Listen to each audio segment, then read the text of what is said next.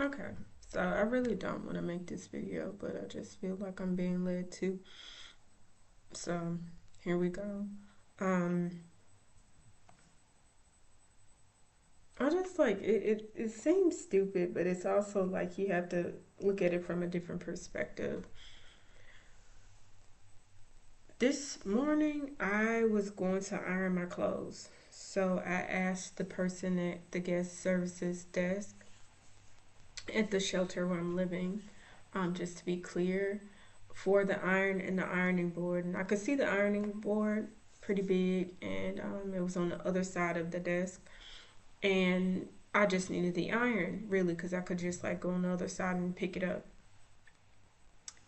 However, um, the young man at the guest services desk just informed me that they broke the iron, and so we don't have an iron for everybody to use anymore.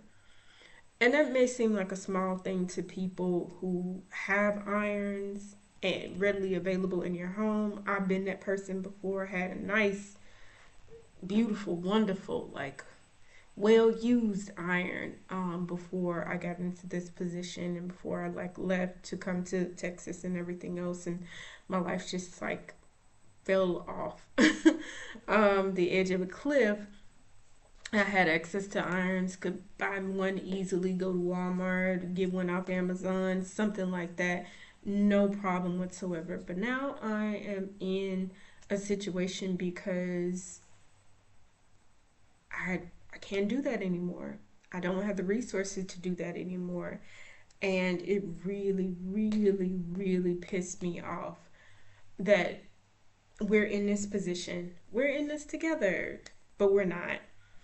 It's very much fractured. It's very much people thinking that it's all about them, and it's just like whatever they want and whatever they feel like they're entitled to, they'll go after. Whatever they feel like they're entitled to, like break or tear apart or anything like that, they feel like they can do it. And it's just real and true.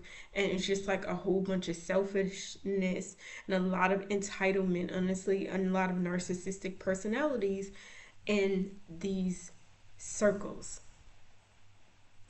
Um, and it just really like pissed me off. It really upset me because I don't use the iron often, but when I do use it, I tend to take care of it. I see it as the resource that it is. I know I ain't got no money to buy no iron my doggone self at this point. In the future, prayerfully. Um, but it really upset me because I'm always on the edge. I'm always on the edge of like a crash out and a breakdown in this season of my life. This is it's bad. It's really bad because I'm not used to this. I'm used to having resources like money at my fingertips. Even if that money mainly goes to paying off bills so that I can live and live comfortably, I'm used to having money. So it's not about partying. It's not going about going down to the Maldives. It's not about, oh, now I have to shop at H&M because I don't have the money to shop at Bloomingdale's or Neiman Marcus or whatever the wherever the rich people shop, like, or anything else like that. It's never been about that. It's about having the basic things that you need in order to survive, and then a little bit left over to, take the edge off of life, meaning going out to eat, and honestly, at one point in time, smoking. So, and not cigarettes, but it's just like, and not crack or anything else like that, or coke or anything hard like that. I used to live in California. Use your imagination, but it's just like now I can't even like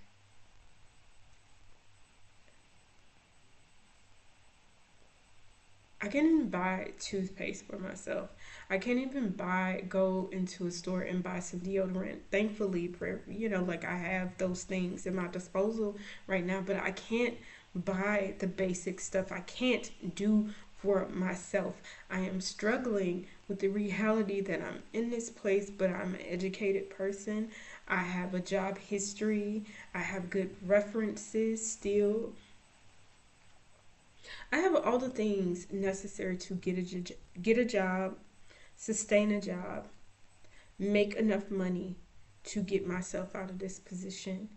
And yet I just feel like God is holding me back. And I'm just going to be honest, God is holding me back from like getting my life together at this point. And I'm struggling with that because I'm in a freaking homeless shelter. I'm struggling with that. I'm struggling with that. I put out all of these videos. I put out like 30 some videos thus far, and I don't have a lot of views on the videos, and that's fine. That's cool, whatever. But I put them out like when I feel like the Holy Spirit is prompting me to put out a video, just like this one, which I really don't want to put out and everything. But I'm just like, I'm really freaking struggling with like basic necessities right now. And I'm praying to God like every freaking day to like get out of this situation, and I just feel like he does not hear me. I feel like he doesn't care. I feel like, you know what I'm saying, I'm doing this in vain, and I feel like I should just like do my own thing to get myself out of this situation. Basically just like look for a job, because every time I feel like I should, it's just like it's something in my spirit is telling me no. And I'm just like, I'm really pissed off at that, because it's like, why am I living like this? Why am I living like this? Why am I struggling like this when I don't have to? And if I hear one more message about weeping and enduring for a night, or hold on, change is coming, and I put out messages like that too, but it's just like it gets to a point where it's like, okay, God, when are you gonna move? You telling me no, not to do these things that would actually better my life. It seems like, and but you're not moving, you're not doing anything for me, you're not changing my life, you're not making it better than it is. I have no peaceful place to lay my head.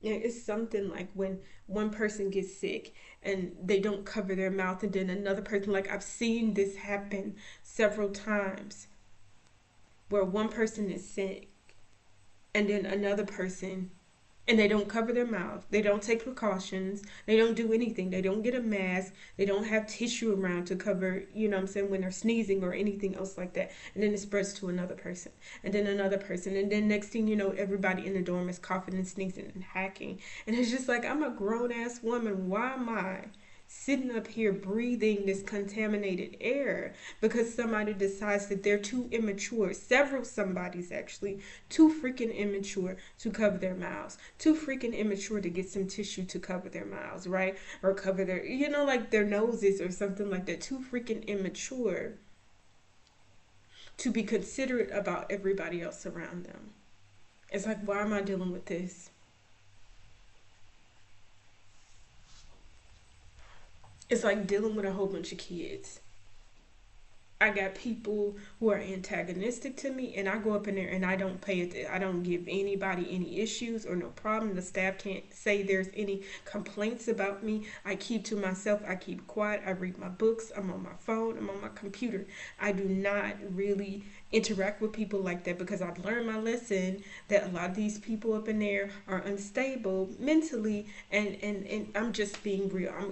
I'm being 100% honest. I'm not trying to be unkind, but it is true. The most minute detail, minute thing, the thing that you wouldn't believe, like in normal circumstances would not be a slight, will become a slight to certain people in there, a lot of people in there. And then next thing you know, they're trying to fight you, or they're arguing, or they're cussing, or they're fussing, and they're trying to take their frustration out on you. And I understand your frustration to a degree, right? We're all in this similar circumstances, but hear me out. I'm not the reason why you're there, just like you're not the reason why I'm there.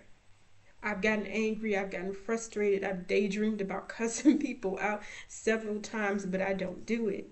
I keep my mess to myself because I know it's like not anybody else's fault. And honestly, I ain't no fighter like that. I'm the type of person you gotta get me really, really upset in order for me to want to fight you. And most of the time, it's like I'm defending myself against you, because I'm not just gonna sit there and take it, right? But it's just like, why am I here? And then the whole like marriage thing, and you know, like God tell you who your husband is, and it's like, you know, that frustrates me to no end, because I ain't the type of Christian woman who's up here like, Lord, where's my Boaz? And it's just like not to like I'm not mocking a specific person, but I'm mocking a freaking culture that is so tied up in who you gonna get married to. When is God gonna bring this man into my life? The year of the bride fast. Fast, but like I ain't fasting over no doggone husband.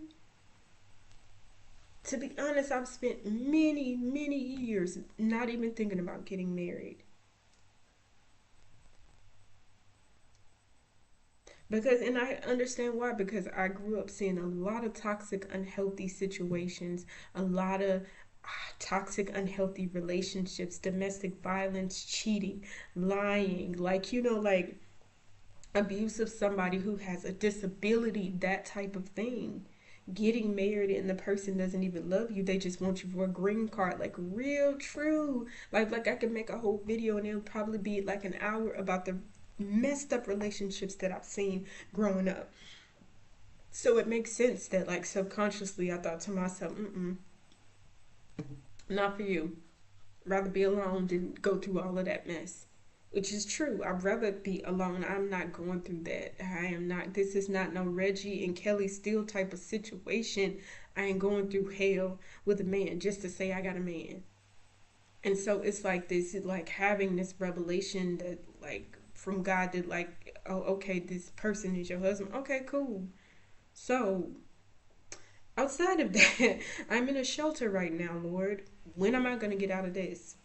Because I swear, getting married is not more important than me getting out of this situation. Not more important than me making steady income. Not more important than me being able to like move on from this experience with my life, give my testimony, let the people know, do like give back and everything else, but be done with this. It's not more important to me. But still, I'm still stuck in that situation. Having to hear from people, and it's always like people who are not in the situation that I'm in telling me, you just gotta wait, girl, with a smile on your face. And I'm like, you waiting for a husband? Cute. I'm waiting to get out of a damn shelter. We ain't the same. Like, let me stop cursing. But I'm waiting to get out of doggone shelter. We are not the same. We are not on the same level in terms of like frustration with waiting. You know what I'm saying? If you're crying over a husband that you haven't gotten yet, girl, you better need to be grateful for the fact that you actually have a bed to sleep in that ain't surrounded by other beds full of people who are inconsiderate. That's how I feel. That is how I feel. Be grateful. Be grateful that you have a bathroom all to yourself instead of a bathroom that's used by a whole bunch of other people. That's very much often throughout the day is not the cleanest. And you'd be surprised what you see in these stalls sometimes. Well, not now anymore. I don't think I'm that surprised. Just disgusted. But it's just like, you know, you don't have to live in these circumstances feeling bad about yourself, feeling as if like, why am I here? What am I doing? Like, why am I allowing God to put me through this? Maybe I made a mistake. Maybe Christianity is just not for me.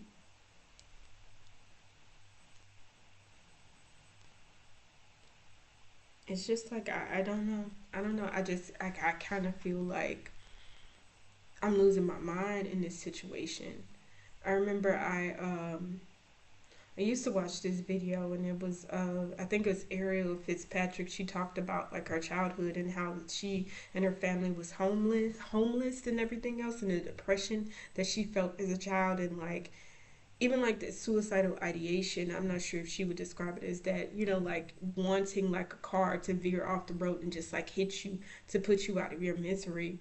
And I don't have those thoughts often, but throughout this journey, and it started even before being homeless, just like this feeling of just like of deep depression to the point that I did want to, like, like I was thinking about ways to just like in my life, and it's just this season and everything, and I hate even calling it a season. This time of my life has been so hard, and so painful. And I've thought to myself, like, would, if I stopped being a Christian, would this end? Like, I just want to be real. Like, a lot of people like to do the lottie die, like, me and Jesus sitting in a tree. H-U-G-G. I don't know. I was going to say hugging. Hugging or something like that. He loves me. This I know. For the Bible told me so. Or something like that. But I'm like, that is not my reality. And that is not the experience that I have, which makes it like even hard. Like when I started back going to church after not going to church for like a decade, right? Not even being a Christian for almost a decade. Not believing in God, or believing that there might be a God, atheist, agnostic, and everything else. When I started going back to church, I'm going back to church under these circumstances of what the heck is going on with my life, what is going on with my mental health. I'm going through all of these things. And, like, I don't feel like clapping. I don't feel like, doing all of these things. I'm drowning right now. And can't nobody see it. Which I don't blame the people for that. But it's just like I feel lost in this. I feel like this is useless to me. I feel like, oh yeah, the sermon might speak to me, but I'm still going through my circumstance. It still becomes real after the sermon ends. After you get your shot of adrenaline, after you get your shot of, like, good times and Jesus will fix it, at the end of the doggone day, you still in the circumstance that you're in.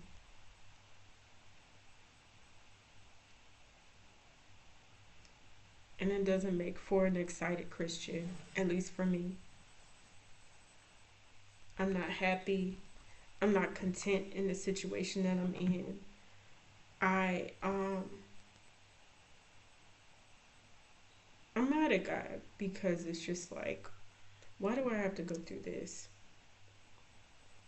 Like, why am I in this situation?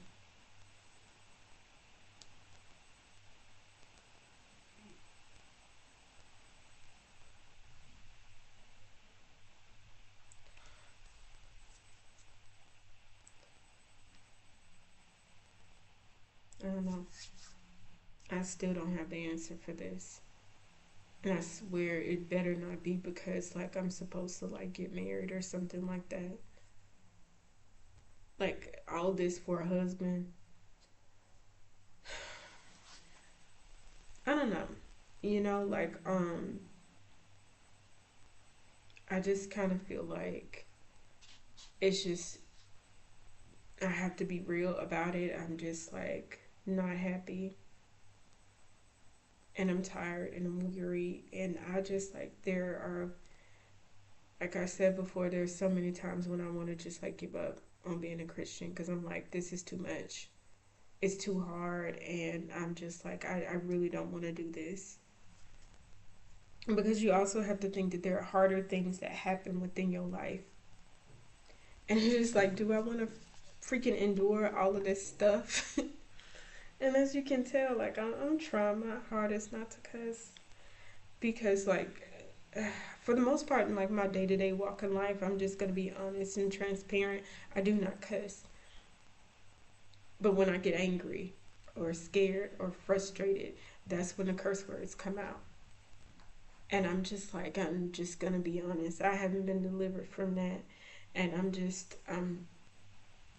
really freaking tired of being in this circumstance.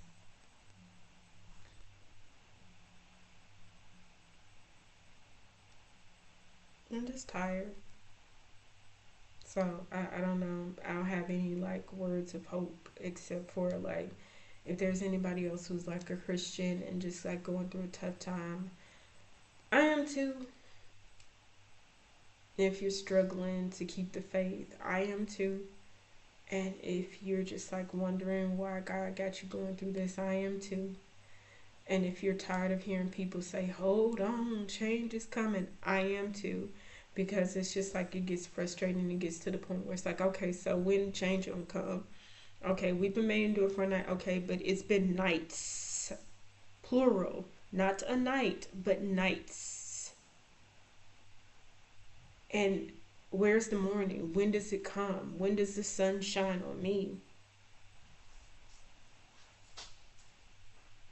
I don't know. And I'm not gonna pretend to just like, because sometimes it just doesn't feel real. Sometimes it just feels like God is not going to do anything, that He's not going to like take you out of the circumstance that you're in, that He's not going to like rescue you, that like people are trying to like, I feel like people are trying to tell me how to feel. Oh, you need to be hopeful. Okay, okay, sir or madam. Like, I see you. I know that you have a place to stay at night that is not a shelter. I know that you have a car. I know that you have a job. I know that you have other things going for you. Not saying that you ain't going through anything, but it's easy to smile and say, hold on. Especially when your want and desire, which you've expressed, is a husband. Like, girl, like, or you waiting for a better paying job. It's like, that's cool. I understand that. I get that. But it's like, I'm waiting for a job, period. I'm waiting for like something to like I'm waiting for the other shoe to like not maybe not this. I think that's something negative. The other shoe to drop. I'm waiting for something good to happen. Like I'm waiting for something positive to change in my life. I'm waiting for. I'm just like I want to be out of this situation. And people tell you, oh, it's worth the wait. It's worth the wait. Like when can I see that in the physical and not just in the spiritual realm? It's already done. It's like, okay, but I don't reside rather in the spiritual realm. I'm physical, right here, right now. Like, when does it happen for me? And I just like, I don't know, y'all. I don't know. I don't want to take up too much time. I mean, I pray that it all works out. I pray that I get out of this situation soon. And I pray whatever situation you're in, you could be like, oh, girl, you're healthy. I just got a diagnosis from the doctor and I've been in pain for months. And I'm just like, what I'm saying, having those thoughts, ideations, and stuff like that. And it's just like, touche. Because it's always somebody going through something worse than you, which doesn't mean that you can't feel the way that you feel about your circumstance, but it is. So I don't know.